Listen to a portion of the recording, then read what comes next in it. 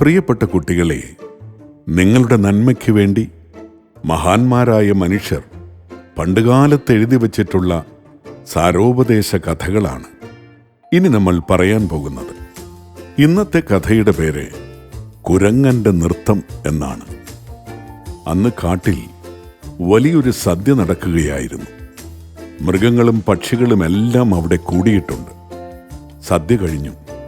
എല്ലാവരും ചെറിയ സംഘങ്ങളായി നിന്ന് ഓരോരോ വർത്തമാനം പറഞ്ഞിരിക്കുകയാണ്. അപ്പോൾ മൃഗരാജാവായ സിംഹം കുയിലിനോട് ഒരു പാട്ട് പാടാൻ പറഞ്ഞു. പാട്ട് കഴിഞ്ഞപ്പോൾ സദസ്സിൽ നിന്ന് ആരോ ചോദിച്ചു, എന്തുകൊണ്ടൊരു ഡാൻസ് കൂടി ആയിക്കൂടാ? ശരിയാണ്, ഡാൻസ് ചെയ്യാൻ അറിയാവുന്നവരുണ്ടെങ്കിൽ അവർ മുന്നോട്ട് വന്ന് കഴിവ് പ്രകടിപ്പിക്കട്ടെ. സിംഹം ആജ്ഞാപിച്ചു. അല്പനേരത്തെ നിശബ്ദതയ്ക്ക് ശേഷം ഒരു കുരങ്ങൻ മുന്നോട്ട് വന്നു ഡാൻസ് തുടങ്ങി. അതൊരു രസികൻ ഡാൻസായിരുന്നു. കൈകാലുകളുടെ ചലനങ്ങൾക്കൊത്ത് മുഖത്തും കണ്ണിലും ഭാവങ്ങൾ തെളിഞ്ഞു. സദസ്സ് മുഴുവൻ പൊട്ടിച്ചിരിയിൽ ലയിച്ചു. എന്തിന്, രാജാവായ സിംഹം പോലും സ്വന്തം നിലമറന്ന് ചിരി സഹിക്കാതെ നിലത്ത് വീണ് ഉരുളുകയുണ്ടായി.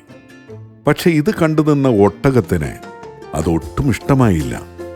സദസ്സിൽ ചിരി കുറഞ്ഞു വന്നപ്പോൾ ഒട്ടകം പറഞ്ഞു, ഇതിലിത്ര രസിക്കാൻ എന്താണുള്ളതെന്ന് എനിക്ക് മനസ്സിലാകുന്നില്ല.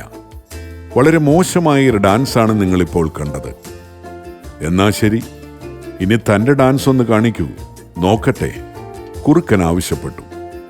നീണ്ടു മെലിഞ്ഞ കാലുകളിൽ വീടിൻ്റെ മേൽക്കൂര പോലെ വീർത്ത വയറും പുകക്കുഴൽ പോലുള്ള കഴുത്തുമായി നിന്ന് തിരിയുന്ന ഒട്ടകത്തിൻ്റെ കോപ്രായം കണ്ട് ആന അലറി, സിംഹം ചീറി, കുറുക്കൻ കൂകി വിളിച്ചു.